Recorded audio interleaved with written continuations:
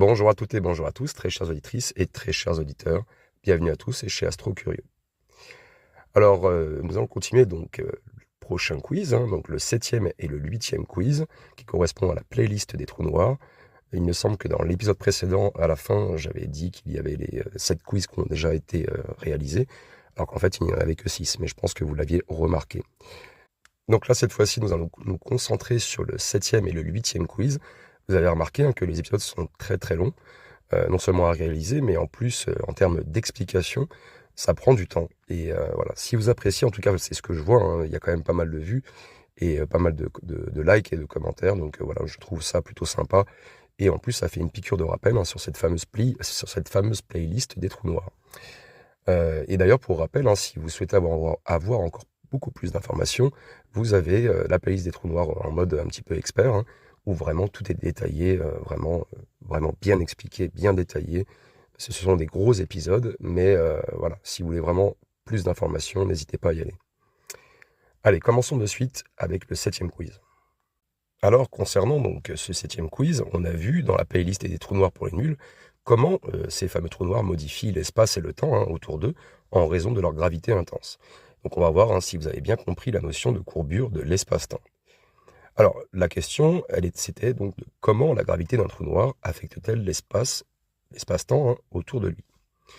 Alors, il y a quand même eu 222 personnes qui ont répondu, et vous aviez donc plusieurs possibilités. Donc, soit elle courbe donc l'espace-temps en ligne droite, soit elle le déforme fortement, donc qui crée une sorte de puits, soit elle n'affecte pas l'espace-temps, soit elle le repousse comme un bouclier.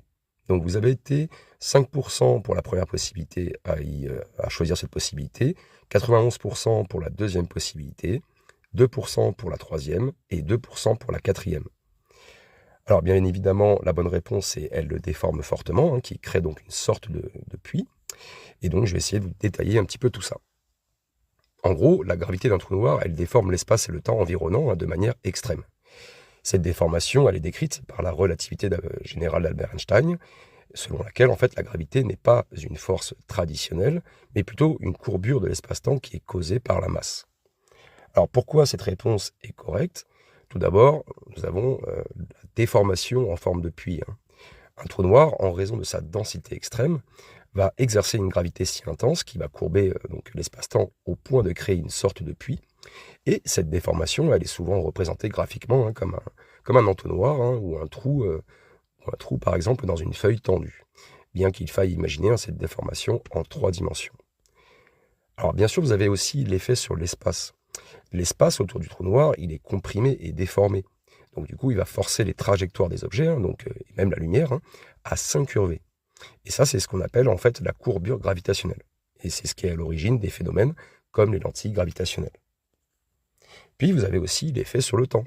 Le temps lui-même ralentit à mesure que l'on s'approche du trou noir, et donc il y a un effet qui est connu sous le nom de dilatation temporelle gravitationnelle.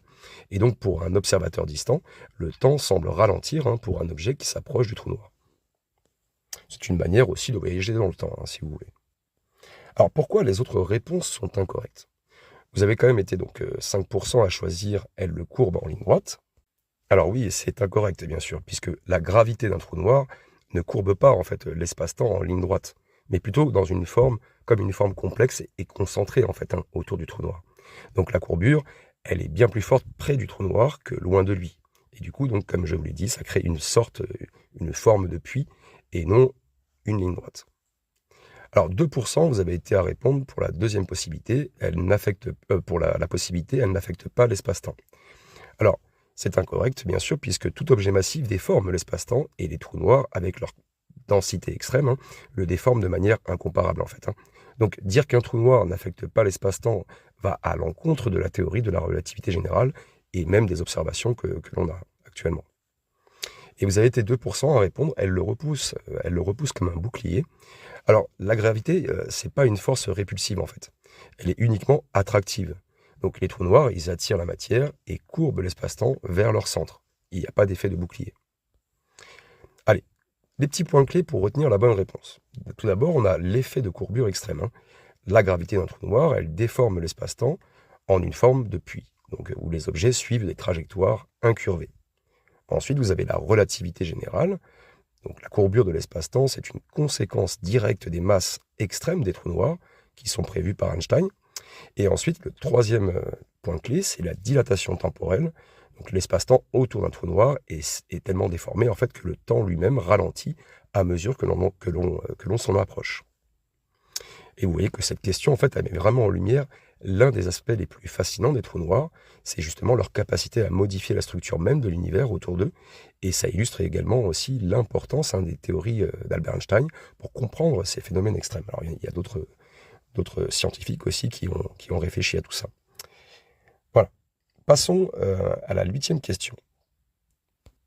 Alors cette 8e question va aborder l'équation de la relativité générale d'Einstein et comment elle s'applique au trou noir. Alors, j'avoue que si vous avez vraiment besoin d'informations, je me suis vraiment pris la tête pour faire un épisode très complet donc dans la playlist des trous noirs. C'est l'équation d'Einstein où j'explique vraiment comment fonctionne cette formule, les tenseurs, tous les différents types de tenseurs. Vraiment, je vais vraiment dans tous les détails. Donc si vous avez besoin d'informations en plus, n'hésitez pas à y aller. Allez, on va essayer donc de tester dans cette question-là votre compréhension du rôle de l'équation d'Einstein dans l'étude des trous noirs et la manière dont elle décrit en fait leur influence sur l'espace-temps. La question, c'est que décrit principalement l'équation d'Einstein dans le contexte des trous noirs. Vous avez été 263 personnes à répondre et vous avez été donc 2% à répondre la vitesse de rotation d'un trou noir. Vous avez été 97% à répondre la courbure de l'espace-temps en fonction de la masse. Vous avez été 1% à répondre la température d'un trou noir et 0% à répondre la couleur d'un trou noir. Alors la bonne réponse, c'est la courbure de l'espace-temps en fonction de la masse. Alors l'équation d'Einstein est au cœur de la relativité générale qui relie donc la distribution de masse et d'énergie dans l'univers à la courbure de l'espace-temps.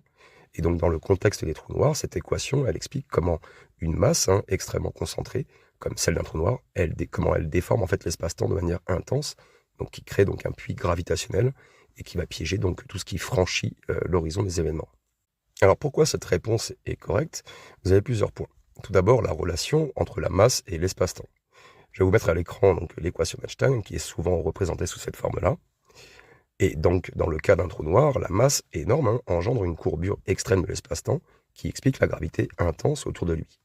Si vous avez besoin de plus d'informations sur cette formule, n'hésitez pas à aller sur la playlist des trous noirs. Je crois que c'est l'équation d'Einstein, ça s'appelle, l'épisode. Et vraiment, j'explique vraiment tout en détail. Et qu'est-ce que représente n'importe quelle lettre que vous voyez ou n'importe quel chiffre. Ensuite, vous avez l'impact donc sur l'espace et le temps. Près d'un trou noir, l'espace il est comprimé et donc le temps ralentit. On appelle ça donc la dilatation temporelle gravitationnelle. Ces effets sont directement décrits donc par l'équation d'Einstein comme la métrique de Schwarzschild pour un trou noir non rotatif. Encore une fois, tout ça je l'explique. Ensuite, le deuxième point, c'est l'application au trou noir. La courbure intense de l'espace-temps autour d'un trou noir explique des phénomènes tels que l'horizon des événements, les disques d'accrétion et les lentilles gravitationnelles. Et vous voyez, ces concepts, ils découlent tous de l'équation d'Einstein. Alors, les autres possibilités sont incorrectes, et je vais essayer de vous expliquer pourquoi. Donc, vous avez été 2% à répondre la vitesse de rotation d'un trou noir. Alors, non, l'équation d'Einstein ne décrit pas directement la vitesse de rotation d'un trou noir. Celle-ci est déterminée par des solutions spécifiques des équations, comme la métrique de Kerr, qui inclut le moment angulaire du trou noir. Vous avez été 1% à répondre la température d'un trou noir. La température d'un trou noir est liée à sa surface, donc l'horizon des événements, et aussi à son entropie. Mais ce n'est pas directement décrit par l'équation d'Einstein. Elle dépend en fait des lois de la thermodynamique et de la mécanique quantique appliquées au trou noir. Alors après, vous avez l'autre possibilité, donc la couleur d'un trou noir. Bon, vous avez été 0% à y répondre, donc je ne vais pas décrire pourquoi. Alors pourquoi les points clés il y a plusieurs points clés, je vais y arriver, à retenir donc, pour cette bonne réponse. Donc, comme je l'ai dit, la courbure de l'espace-temps. Donc, il y a l'équation d'Einstein qui établit que la masse et l'énergie déforment l'espace-temps et qui créent donc des effets gravitationnels mesurables. Deuxième point, c'est les trous noirs et la relativité générale. Les solutions des équations d'Einstein, ils décrivent comment des masses extrêmes, comme celle des trous noirs, influencent l'espace-temps. Et donc, ça conduit à des phénomènes uniques comme l'horizon des événements. Puis, vous avez l'impact scientifique, puisque cette équation est essentielle pour comprendre la structure de l'univers, les effets gravitationnels extrêmes et les objets comme les trous noirs. Voilà, donc cette question vraiment, elle est vraiment importante. Elle met en évidence l'importance, de la relativité générale dans la compréhension des trous noirs. Et cette équation d'Einstein, c'est vraiment la pierre angulaire de la physique moderne, qui explique non seulement les trous noirs, mais aussi les effets gravitationnels à l'échelle cosmique. Voilà, je pense que pour ces deux questions déjà, la 7e et 8e question, on est déjà pas mal. Je vais faire une petite coupure et donc si l'épisode vous a plu, un petit pouce vers le haut, un petit commentaire, ça m'encourage aussi. J'aime bien vous lire le matin, je me répète et voilà, vous aurez donc le prochain épisode d'ici quelques jours, j'espère, puisque je suis à la bourre partout. Voilà. Passez une très belle journée, une très belle soirée. Prenez soin de vous et à très bientôt.